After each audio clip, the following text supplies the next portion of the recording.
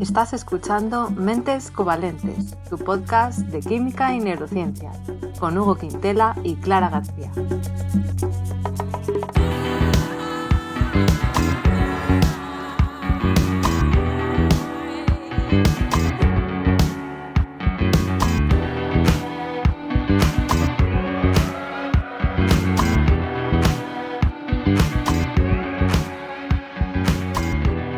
Bienvenidos al episodio 69, en el que vamos a hablar de la crisis de los opioides. Hola Hugo, ¿cómo estás? Hola, bien. Tema triste y duro del que vamos a hablar. ¿Tú cómo estás? La verdad que sí, la verdad que informándome sobre esto, pues oye, es un tema duro y también difícil de abordar. O sea, yo creo que, no sé cómo va a ser de largo este episodio, pero creo que por mucho que contemos nos quedaremos cortos, porque es un tema complejo. Sí, desde luego. Y también quería recordar a la gente que hablamos hace poco en el episodio 64 de adicción y consumo de drogas con Ollán y Lucía, por si alguien no lo ha escuchado, porque creo que son episodios que se van a complementar bien. Y bueno, yo creo que este episodio se nos ocurrió también a raíz de las noticias, ¿no?, que está habiendo de la crisis más reciente de los opioides y del fentanilo. No sé si es así, Hugo, tu idea sobre este episodio o no tanto. Ya, yo creo que lo teníamos planeando, pero también por sugerencia de un compañero mío. Amigo, ¿sí? Sí, un compañero. Eso declinó la balanza ya muchísimo. Un saludo para él, entonces. Inclinó.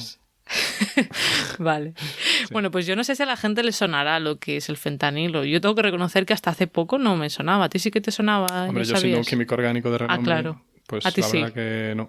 No, sí. A ti sí, vale. Pues sí. Yo no lo sabía muy bien, entonces lo voy a explicar brevemente. Es un opioide sintético que está causando la muerte de muchas personas por sobredosis, principalmente en Estados Unidos, hasta donde yo he visto.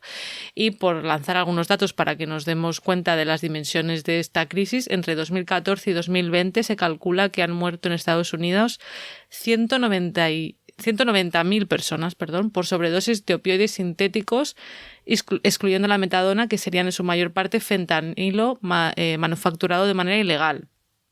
Porque luego ya veremos que hay fentanilo que se utiliza en el contexto clínico y luego pues el que se manufactura pues eso de manera ilegal y el que se consume como droga de abuso. Y luego en 2020 un 60% de las muertes de sobredosis en Estados Unidos estaban relacionadas con este fentanilo manufacturado de manera ilegal. O sea que ya vemos que el fentanilo está ahí en la crisis de los opioides en primer lugar ahora mismo, ¿no? Y uno de los mayores riesgos, por lo que he leído, es que el rango entre la dosis efectiva y la dosis letal es muy pequeño, por lo que es una droga con gran riesgo de sobredosis. Y luego, por otro lado, la Organización Mundial de la Salud advierte de que las sobredosis por opioides han aumentado en diferentes países debido en parte al aumento del uso de opioides para tratar el dolor crónico, o sea, ya de manera clínica, y también al aumento del uso de opioides potentes en el mercado ilegal de drogas, que por lo que he visto pues también a veces se usa para mezclarlo con la heroína porque bueno, es mucho más potente, etcétera. Y rentable. Y rentable. Exacto, luego tú nos cuentas más.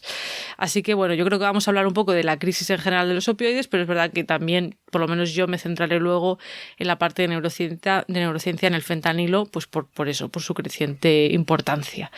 Y te devuelvo la palabra, Hugo, cuéntanos, nos vas a hablar de historia, imagino. Sí, antes voy a dar dos definiciones. Opiáceo, vale. Sustancia que se origina del opio, ¿no?, como por ejemplo la heroína o la morfina.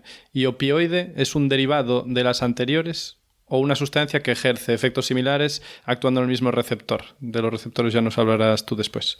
Pero bueno, aquí creo que vamos a usarlas un poco indistintamente porque...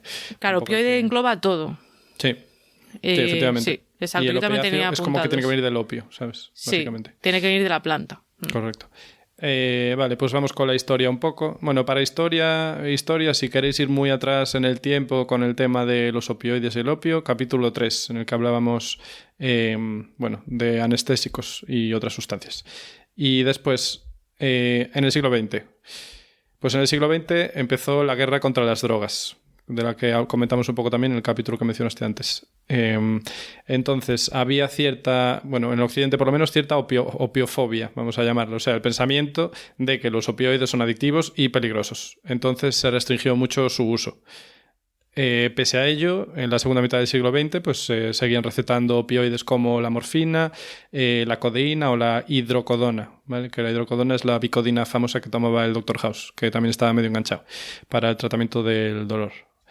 Y entonces, ¿qué pasó? En los años 70 y 80 empezó a surgir una nueva corriente de pensamiento que defendía un poco que quizá no fuese para tanto el potencial adictivo de ciertos opioides y entonces pues que habría que abrir un poco la mano. Y en los 90 se empezó a hablar o a surgir el debate de que el dolor estaba infratratado, porque claro, pues eso, en teoría es amoral dejar que la gente pues, sufra dolor si realmente tenemos medicamentos que pueden tratarlo de forma efectiva, ¿no?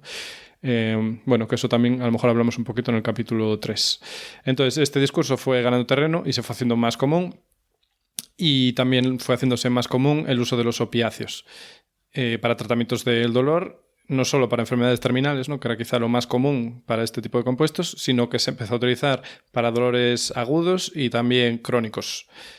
Tanto, o sea, a lo mejor si uno ve desde fuera dice, bueno, a lo mejor tiene sentido, pero lo que pasa es que se fue de madre, ¿no? Porque tanto que estos compuestos se convirtieron muy a menudo en primeras líneas de tratamiento contra el dolor. O sea, que ya no te daban a lo mejor un paracetamol de 1 gramo o lo que sea, y a lo mejor casi de primeras o de primeras directamente ya te recomendaban el uso de opiáceos. Entonces, incluso las regulaciones empezaron a ser más laxas. Entonces esto abrió un poco la puerta a que se inundara, digamos, la llegada a los pacientes de estos medicamentos. Perdón, entonces, Hugo, inciso, sí. ¿Esto en Estados Unidos estamos hablando? Sí, sí, cierto. Vale. Gracias por ese apunte porque sí que es importante. Entonces, en los hospitales se recetó por ello mucho más opioides, ¿no? Porque también empezaba a importar, digamos, la satisfacción de los pacientes en tanto en cuanto que a veces se producían denuncias de en plan, oye, que este tratamiento me estáis haciendo sufrir y no tiene sentido. Entonces también, según parece, había presiones por ese lado. Y entonces, claro, los médicos de nueva formación ya venían un poco inculcados con esto y, bueno, pues los veteranos tenían presión en ese sentido, que antes no existía. Entonces se creó esa sensación, ¿no? De que había que recitar esto y si no, no eras un buen médico. Y además, ¿qué pasaba? Que las empresas, obviamente, o sea, no voy a decir que estuvieran detrás de todo este movimiento, pero no les venía mal, entonces muchas pues daban muchos regalos a los médicos, luego veremos más en detalle qué más cosas hacían y bueno, pues eso, había cierta presión por que se recetaran opiáceos. Y por ahora me voy a quedar aquí porque luego hablaré un poco más en concreto de 2 opiáceos y de cosas de las empresas. ¿Opiáceos o opioides? Sí, tienes razón. Dije antes que lo íbamos a usar un poco indistintamente, pero sí, siendo correcto. Opioides que... Vale, bueno, voy a hablar de ambos, pero... Ah, sí, vale. Sí, pero también sí, de opioides que no son opiáceos. Así que te doy la conexión. Vale, bueno, pues está bien tener ese contexto histórico. Yo iba a hablar de cómo funcionan los opioides en nuestro cuerpo, ¿no? Que cómo producen sus efectos. Y tú ya me has aclarado una parte que iba a aclarar yo, de cuál es la diferencia. No, pero bueno, ¿qué son los opioides? Bueno, pues son compuestos en general que interactúan con los receptores opioides que tenemos en nuestras células y que reducen el dolor en general. Y ya hemos dicho que podría haber 2 tipos, naturales, que provendrían de la amapola o adormidera, como sería la morfina, y luego están los que se sintetizan en el laboratorio, como podría ser el caso del fentanilo. Vale, entonces existen algunos que son medicamentos y que luego además se puede abusar de ellos, y otros que simplemente son drogas que se usan, bueno, recreativamente se dice, ¿no? Pero bueno, es una palabra un poco, en fin, como sería la heroína, digamos que no es un medicamento también. Y en el caso del fentanilo es un analgésico muy fuerte que se receta, ¿no? En el contexto clínico y que se puede usar, bueno, se usa en operaciones en quirófano, pero también se le añade la heroína, como hemos dicho, en el mercado legal de drogas y bueno, pues ahora también parece que se consume por sí solo. Entonces, vamos a ver cómo funcionan estas moléculas. Se adhieren a estos receptores opioides que tenemos en las neuronas de nuestro cerebro, en la médula espinal y también en otros órganos.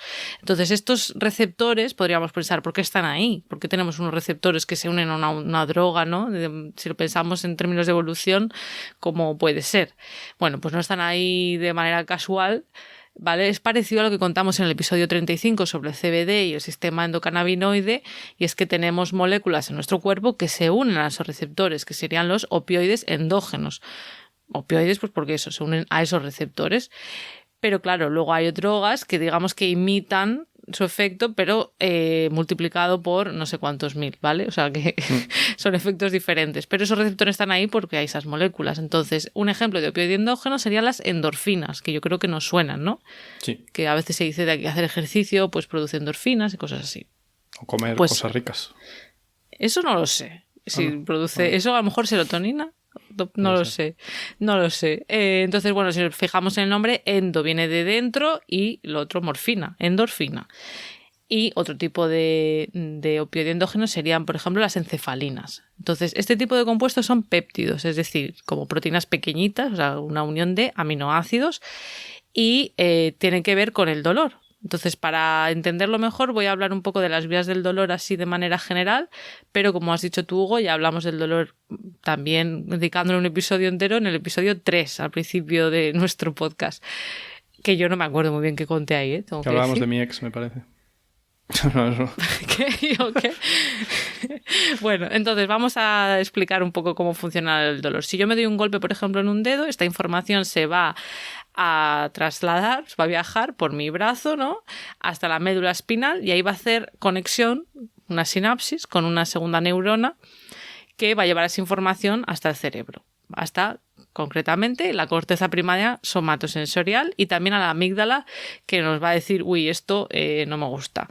Vale, esa es la vía ascendente porque sube, ¿no? Va de abajo a arriba, ¿no? El cerebro está arriba, pero luego hay una vía descendente del dolor porque una vez ya te has hecho daño y ya no tienes algo dándote en el dedo, pues no tiene sentido recibir esa alerta en la misma intensidad. Es verdad que el dolor no se va inmediatamente, pero disminuye, ¿no? Un rato después del estímulo que nos ha producido ese golpe, ¿no?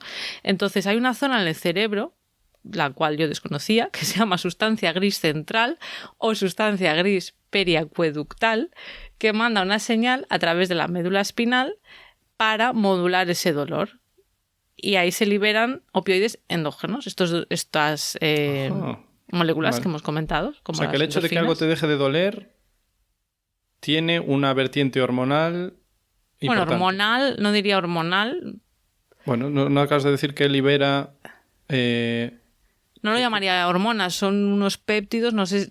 Vale. Son unos péptidos que se liberan por las neuronas, no sé si... O sea, la hormona normalmente es algo que se libera al torrente sanguíneo y va al resto del cuerpo. Ah, esto no va por torrente sanguíneo, o sea, no es que llegue al lugar donde tenías el dolor y ahí diga, ay, ya no duele tanto, porque te estoy generando endorfinas, por ejemplo. Y... Ahora ya me haces dudar. Yo creo que no va por vía de torrente sanguíneo. Vale. Entonces actúa en las neuronas que están lejos del sitio que te duele. Actúa en el punto de conexión, sí, entre vale. esas neuronas sensoriales que reciben la información y la siguiente que releva, ¿no? Que lleva la información hasta el cerebro. Entonces, ahí en la médula espinal actuarían, a mí me resulta un poco difícil de imaginar, pero actuarían modulándolo, porque ahí están los receptores opioides. Vale. Pero es verdad que no están solo ahí, también, por ejemplo, la corteza cerebral, entonces también modularía pues esa sensación por la interpretación que hace la corteza cerebral, entiendo. Pero bueno, nos quedamos con la idea general de que estas moléculas están en nuestro cuerpo para eso, para modular el dolor cuando ya no está ocurriendo ese estímulo. Entonces, se han descrito diferentes receptores opioides. Parece que se pueden clasificar de diferentes maneras, pero bueno, lo más común es decir que hay 3 receptores distintos que se denominan, para quien le interese ya el detalle, MOR, COR y DOR, vaya nombres, ¿no? Que también se pueden representar por las letras griegas mu, kappa y delta, por sus iniciales de la M, la K y la D.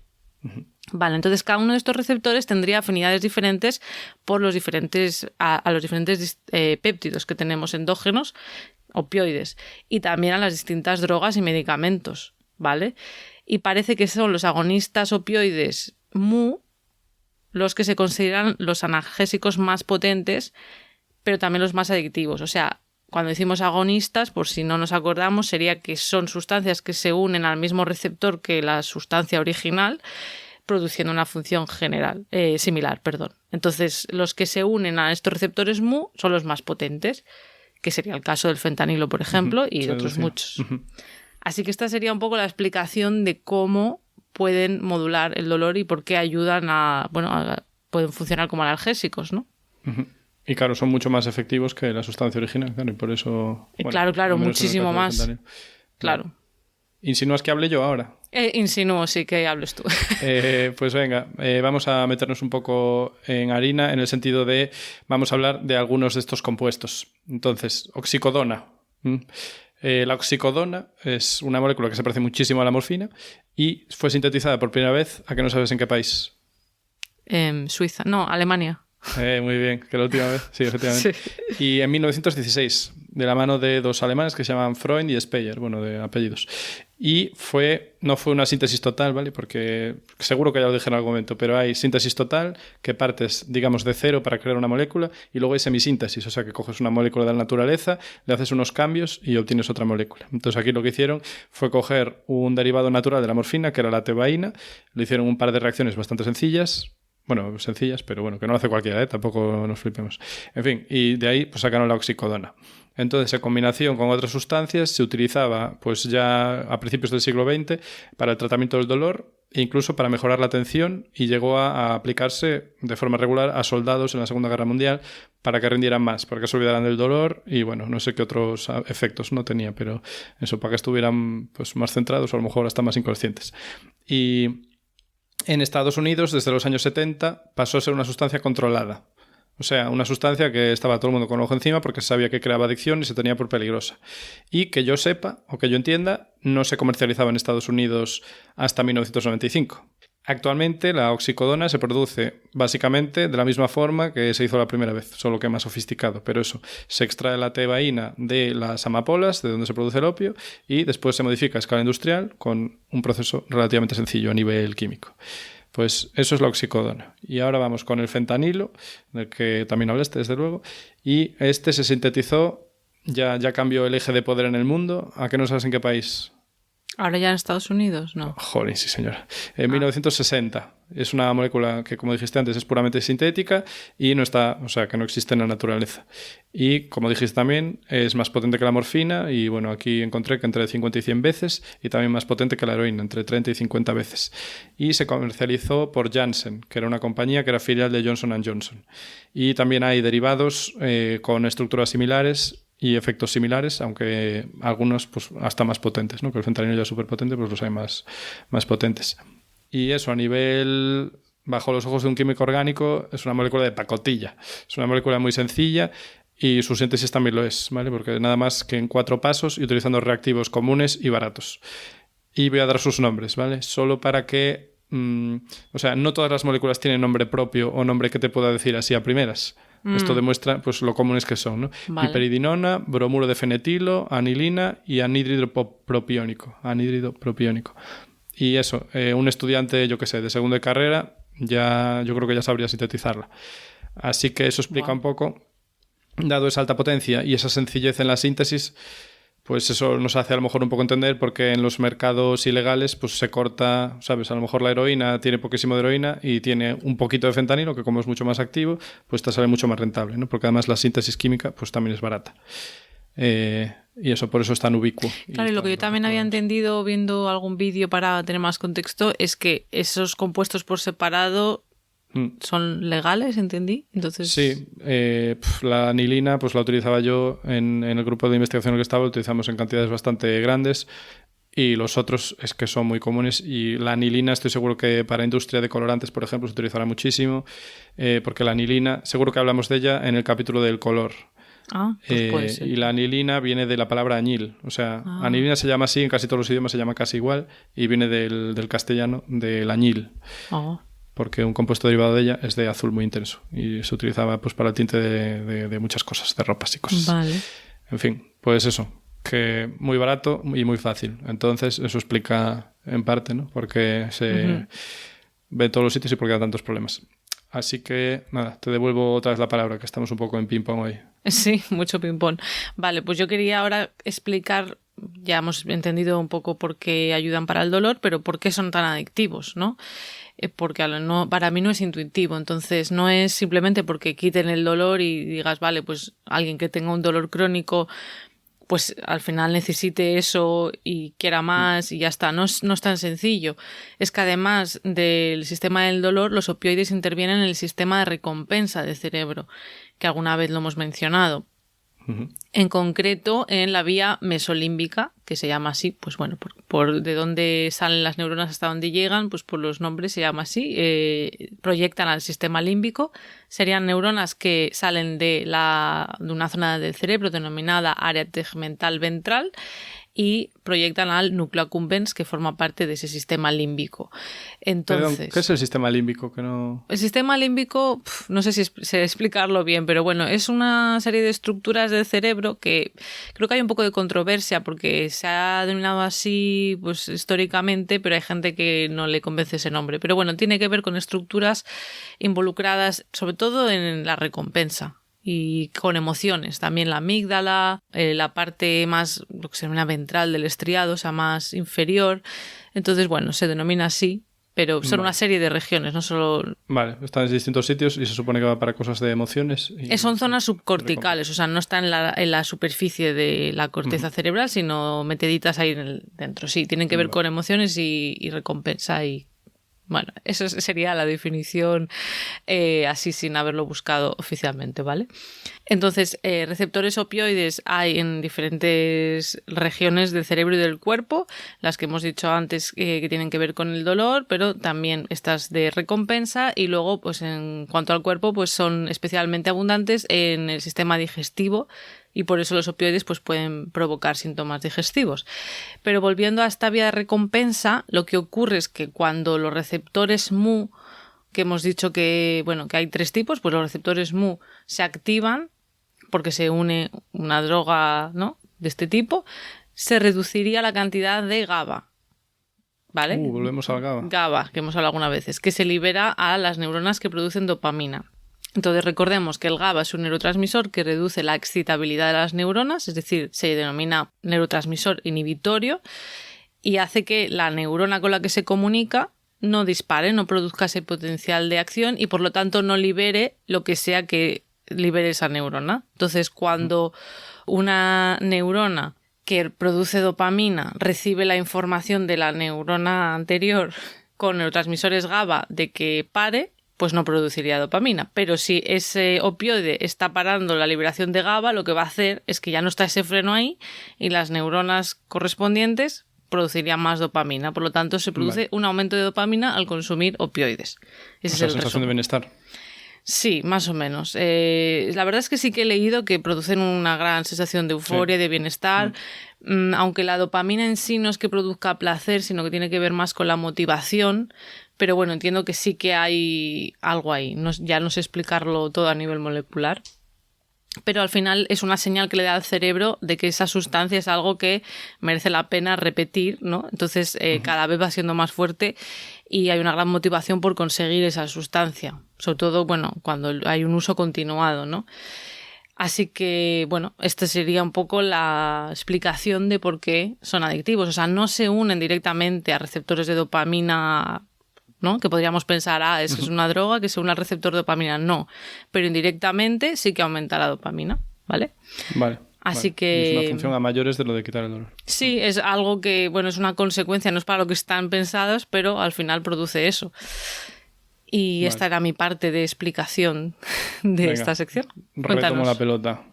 Vale, pues nada, os acordéis que dije, no, había esta corriente de, oye, no dejes sufrir a la gente si tienes estos medicamentos. Bueno, pues en 1995, dentro de un poco esta tendencia, que bueno, la verdad no sé de dónde vino, no sé si fue por presiones de empresas o bueno, un cambio de filosofía un poco de época, pero la cuestión que la empresa, no sé cómo se dirá, no sé si es Purdue o Purdue Pharma. Yo recuerdo oír Purdue. Algo así. Purdue, bueno, muy complicado de pronunciar. Purdue Pharma.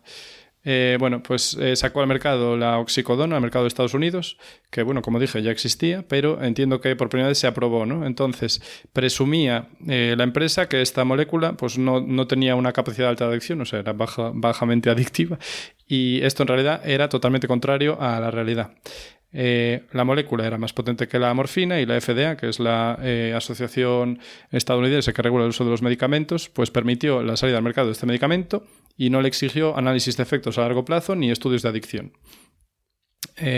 Bueno, en las fuentes veréis que está esto demostrado, vamos. O sea, es bastante escandaloso si lo piensas, ¿no? Sí, sí. Entonces, pese a ello, pues eso se aprobó para usos de dolor crónico y, como dije, pues llegó a darse como medicamento de primera línea de tratamiento para el dolor. O sea, das un medicamento que sí tiene potencial de adicción para primera línea para gente que cursa dolores. Y entonces, claro, se acusa a la FDA de haber sido sobornada por empresas farmacéuticas potentes. Que esto, digo, se acusa. No estoy seguro si luego las multas que tuvieron que pagar eran por esto o en otros conceptos. Entonces, del año 97 al 2002 se recetaron, se pasó a recetar de 670.000 a 6,2 millones de veces la oxicodona. Y el consumo pasó de 47 toneladas en el año 2000 a 165 toneladas en el 2012. Y luego yo hice los cálculos, y si tienes en cuenta que una pastilla suele ser de 5 o de 10 miligramos, vamos a decir 10 miligramos, a mí me da 45 millones de dosis al día en Estados Unidos. O sea, una burrada. Pero bueno, son mis cuentas. Entonces, en el 2000, el mercado de este fármaco era de 1.000 millones de euros, o bueno, de dólares. Y claro, ¿qué pasó? Que muchas farmacéuticas se subieron al carro. Vieron que esto daba muchísima pasta y fueron sacando sus formulaciones bien genéricas, bien en combinación con otros compuestos o bien compuestos similares. Y entre ellas pues estaban empresas grandes como Johnson & Johnson y luego otras que no nos sonan tanto como endofarmacéuticas. Y entonces el negocio llegó a mover 8.000 millones de dólares al año. Entonces, las empresas han sido acusadas por mentir, acusadas y multadas, por mentir, ¿no? Sobre lo que dije, el riesgo que implicaba el uso de esos fármacos, hacer marketing agresivo, o sea, hacer presión fuerte a médicos y a hospitales para que vendiesen más, ¿no? Insistiéndoles en que lo usaran como primera línea, y también de hacer publicidad engañosa, por eso, porque decían que no creaban adicción y que sí lo creaban, ¿no? Uh-huh. Entonces esto en cuanto a la oxicodona. Luego sigamos al fentanilo. Pues tenemos que su uso legal, pues eso se utiliza para el dolor de muchas dolencias y como es muy potente se suele dar como pastilla sublingual, o sea que se absorbe muy rápido si te lo pones en la boca, ¿no? Yo que sé, como cuando vemos en las pelis, a lo mejor que la poli, para ver si una droga es pura, mete el dedo y luego se la pone en la encía, bueno, porque ahí se absorbe mucho, pues cuando pones un tema sublingual, algo así se parece, hay mucha irrigación y en fin, se absorbe. Y entonces se daba al principio pues para cánceres o para casos de dolor muy intenso, pero luego pues como dije se fue abriendo la mano y además de sublingual también en parches, o sea tienes parches de liberación lenta y entonces pues te va poco a poco liberando porque es muy potente, no necesitas liberar mucho al cuerpo. Y bueno, pues como dije, el tema de cortar otras drogas con fentanilo deja mucho beneficio porque es muy barata y funciona a dosis muy bajas, entonces te sale más a cuenta. Y luego a nivel anécdota del fentanilo voy a decir que en los 90, creo, finales de los 80 o los 90, en Moscú hubo un secuestro de un teatro en Moscú por parte de terroristas chechenos y para liberar a esos rehenes lo que hicieron fue llenar todo de gases que contenían carfentanilo, que es un derivado más potente del fentanilo, ¿no? Para dormir a todo el mundo y poder rescatar a los rehenes, pero salió un poco mal y no hubo bastantes dosis de antídoto y entonces mucha gente murió por parada respiratoria, porque estas drogas pues influyen también en la respiración. Madre mía, no tenía ni idea de eso. Sí, no, esto lo vi hace poco, lo del secuestro, y recuerdo lo del gas y justo ahora leyendo esto vi que era, ¿sabes?, las sustancias que se habían usado y me llamó la atención. Y bueno, te voy a devolver otra vez la pilota. Vale, pues bien, porque justo iba a hablar ahora de el fentanilo y el tema de la sobredosis, ¿no? Porque estamos bien organizados. Sí, y llama la atención realmente, ¿no? De por cómo puede ser que esté muriendo tanta gente de sobredosis por esto. Entonces, bueno, tú ya has explicado que es mucho más potente que la morfina y la heroína, que ya de por sí ya son potentes, o sea que eso ya nos da una idea. Y no sé si esto lo has comentado o no, pero bueno, o ya lo he dicho yo, es un agonista opioide mu, o sea, sí que eso se une a los receptores mu preferentemente, pero también a los delta y kappa en menor medida. Entonces, bueno, se ha visto en ratas, se han hecho experimentos y se ha visto que si pones dosis que causaría una sobredosis, ese fentanilo bloquea canales de potasio en los miocitos, que son las células del músculo del corazón, lo que en parte no, pues podría contribuir a muerte por sobredosis, pero como tú muy bien has dicho, el efecto secundario más peligroso del fentanilo es la depresión respiratoria, o sea que la gente deja de respirar. Entonces, ¿cómo puede pasar esto? Bueno, ya hemos dicho antes que había receptores opioides en diferentes regiones del cerebro y entre ellas están también en el tronco encefálico y el hipotálamo, que son 2 regiones importantes para controlar nuestra respiración, que parece que, claro, es algo que hacemos de manera inconsciente y eso ocurre solo, pero el cerebro está ahí regulándolo. Entonces, bueno, pues cuando se consume fentanilo a grandes dosis, pues pueden dejar de funcionar ese sistema, ¿no?, que regula la respiración y puede provocar apnea y muerte súbita. Entonces, bueno, en ratas también se ha visto que una inyección intravenosa de fentanilo produce reducción de los niveles de oxígeno en diferentes regiones del cerebro, seguida por un retraso en los aumentos de glucosa y también fluctuaciones en la temperatura cerebral y en la actividad metabólica del cerebro. Esto entiendo que no es a dosis que producen sobredosis, sino, pues no sé, a una dosis de consumo que podría ser lo equivalente a humanos, no lo sé exactamente. Y luego, además, se cree que el fentanilo puede dañar el hipocampo y el sistema límbico del que hablábamos antes, lo que causaría un síndrome amnésico en personas que usan esta sustancia, o sea, que no se acuerdan de cosas. Y luego también ya en el contexto clínico se han descrito síntomas cardiovasculares después de analgesia inducida con fentanilo. Y ya hablando en sobredosis y muertes por sobredosis, sí que se ha visto que el paro cardíaco también es una de las posibles causas de la muerte en sobredosis con opioides ya en general, ¿vale? No solo con el fentanilo. Y por último, algo importante a destacar, que ya has dicho tú algo con el tema de Rusia, es que se puede prevenir la muerte después de que una persona sufra una sobredosis por opioides. Sí que se podría prevenir si se administra un medicamento que es un antídoto para estos opioides y revertiría esos efectos si se administra a tiempo.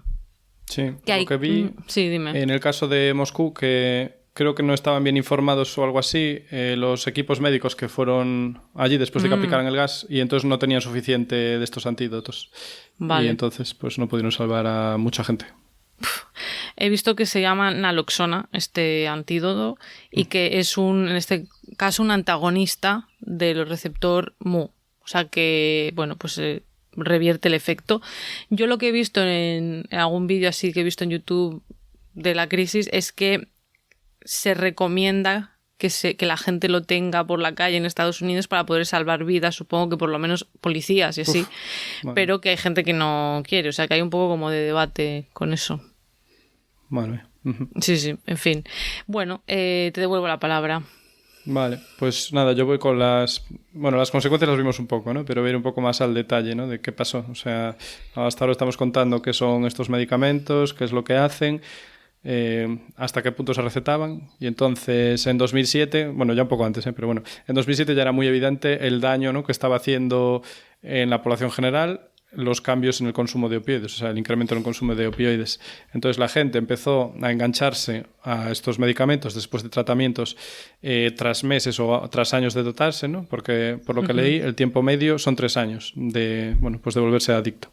Y entonces, ¿qué hacían? Intentaban ir al médico a pedir más. Si el médico decía, oye, que no te hace falta, pues iban a otros. Y entonces, ¿qué pasa? Si no lo conseguían, pues ya pasaba, o buscaban sustancias con efectos similares, o buscaban, por ejemplo, obtener fentanilo en el mercado negro. Vamos, o sea que mucha gente pasó de esas sustancias a consumo de heroína o a consumo de otras sustancias, ¿no? Otras drogas, pues con más historia. Vamos a decir.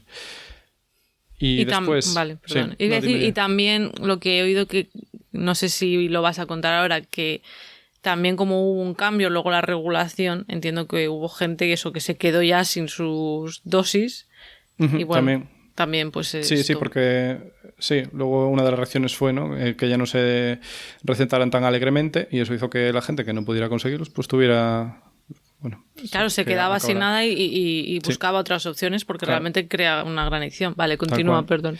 Y entonces en solo 15 años se cuadriplicaron las prescripciones de opioides, ¿no?, como lo dije antes, y también pues se disparó la mortalidad causada por los mismos. Entonces, datos del Centro para el Control y la Prevención de Enfermedades de Estados Unidos muestran que los opioides estuvieron involucrados en casi 400.000 muertes por sobredosis entre el año 99 y el 2017. 400.000 muertes entre el 99 y el... Sí. El 99 y el 2017. Es que es una bestialidad. Una brutalidad, sí. Y desde finales de los 70 se usaba el fentanilo para cortar otras drogas, como comenté antes, cocaína, heroína y otras. Y entonces, como ya comentaste, pues está detrás de un inmenso número de muertes por sobredosis. Y entre el año 79 y el 2016, nada menos que 600.000 muertes en Estados Unidos. Y la mayoría desde el año 2000. Y después las reacciones a todo esto, ¿no? Porque, bueno, después de ver en el año 2007...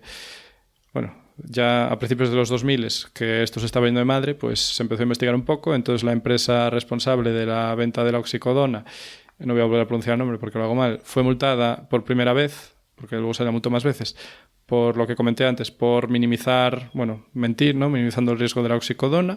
Y luego vinieron multas millonarias en ocasiones a Johnson & Johnson y a otras empresas como Endo Pharmaceuticals, ¿no? Por causas similares. Y en 2016 pues ya se empezaron a aplicar medidas más contundentes, así que los médicos dejaron de recetarlos tan alegremente, se buscan tratamientos, vamos a decir, alternativos a estos, se facilitó mucho el acceso a los antídotos que comentamos, se incluyeron advertencias a los medicamentos, se cambiaron las formulaciones incluso para que no se pudiera usar el medicamento comprado para luego cortar otras cosas, ya no, o sea, cuando intentabas para, bueno, pues hacer porciones pequeñas, pues se convirtió en una especie de masa viscosa o algo así por lo que vi.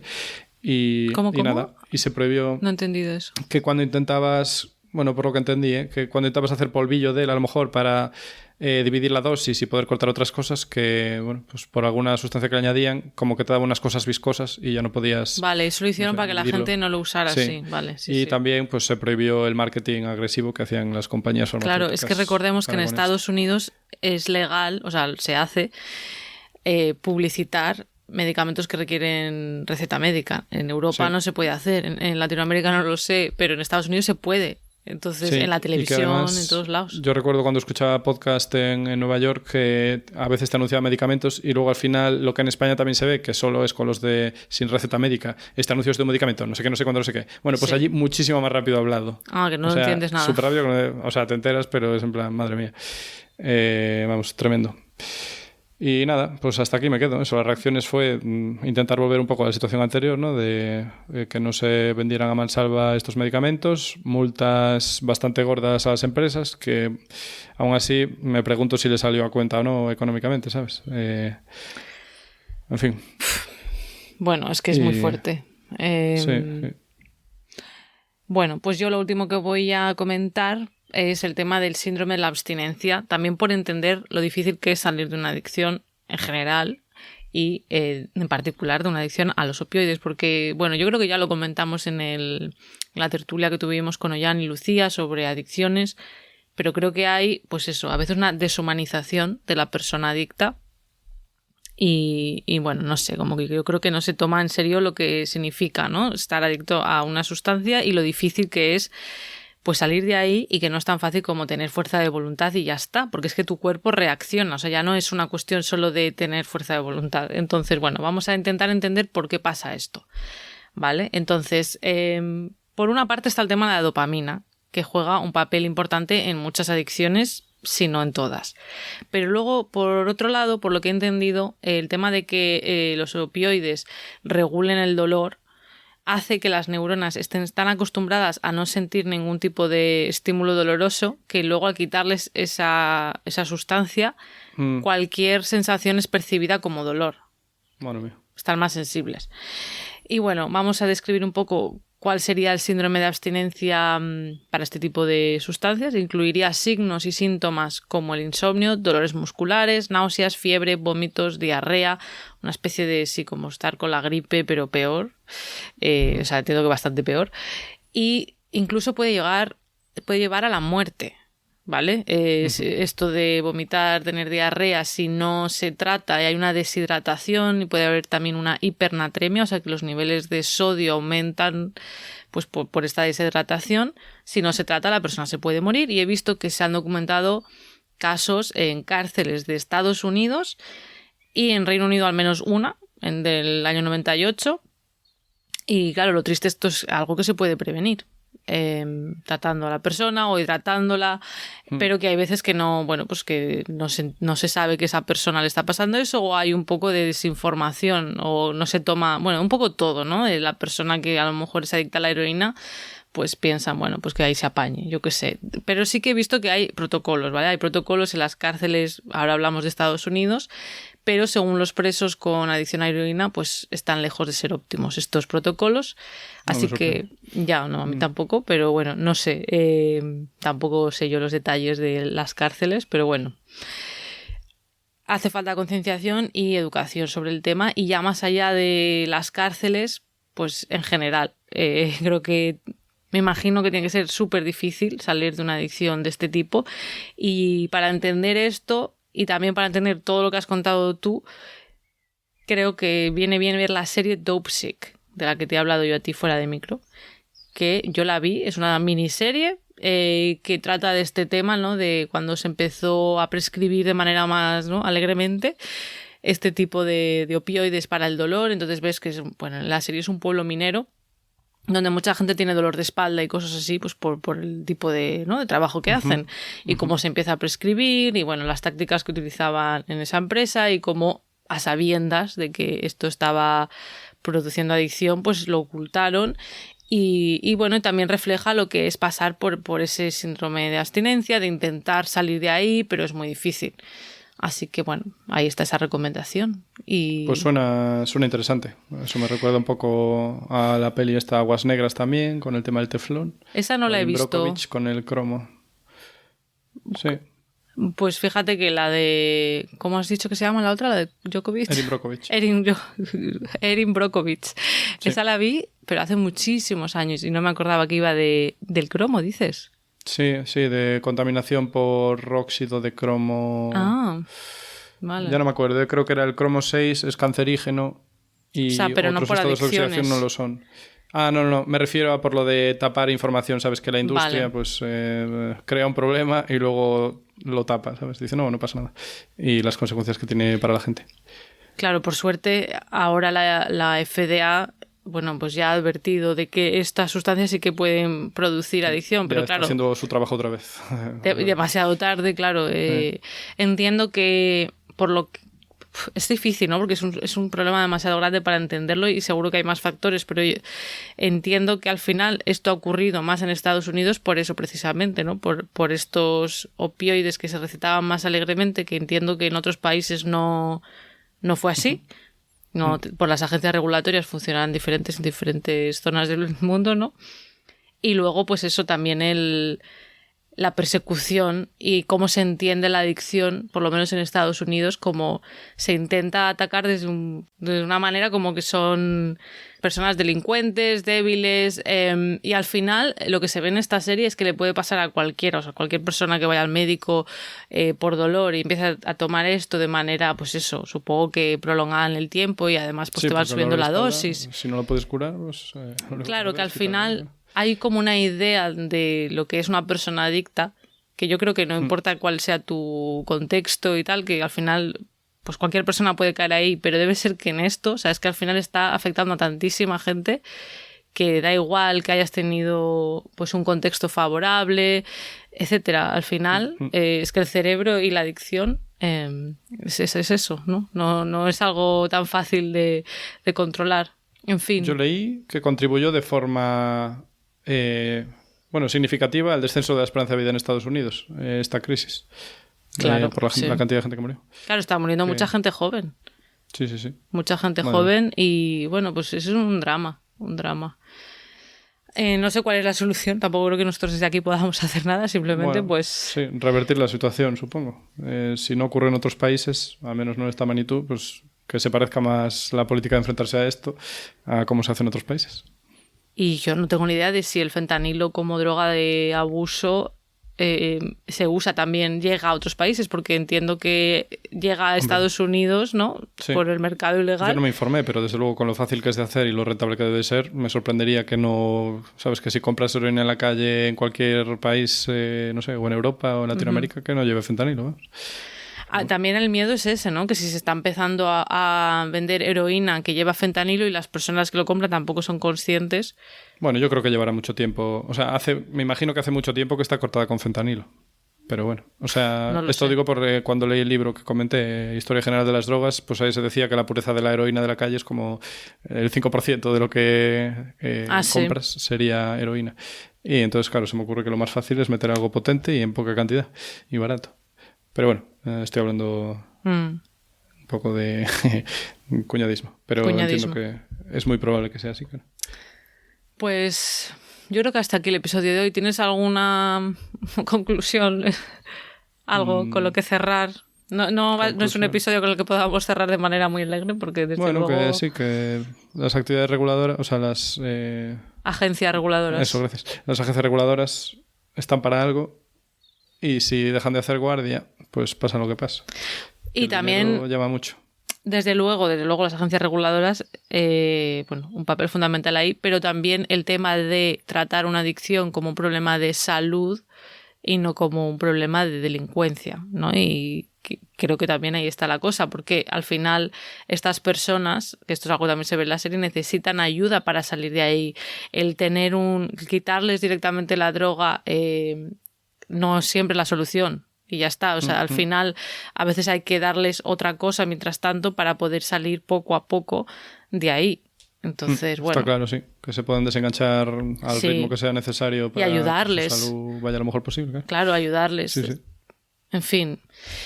Bueno, pues hasta aquí este episodio de hoy. Esperamos que os haya parecido interesante y os recordamos que podéis dejarnos mensajes de voz por WhatsApp de medio minuto aproximadamente o así, contándonos qué os gusta el podcast o sugerencias de temas, etcétera, al +44 075 1027 1772. Y aquí tengo que decir que durante un tiempo el móvil ha estado estropeado y puede ser que haya habido mensajes que no nos hayan llegado, así que si no hemos puesto vuestro mensaje de voz, podéis volvérnoslo a mandar. Y como siempre, todas las referencias estarán en la web de Podcastidae, que es la red de podcast a la que perteneceremos. La página es podcastidae.com y si queréis apoyarnos podéis darle al botón de suscribirse desde vuestro reproductor preferido, darle a me gusta, dejarnos comentarios que intentamos responder y luego para estar al tanto de novedades pues nos podéis seguir. En Twitter estamos como @cobalmentes y en Instagram y Facebook como Mentes Covalentes. Hasta la próxima. Abur.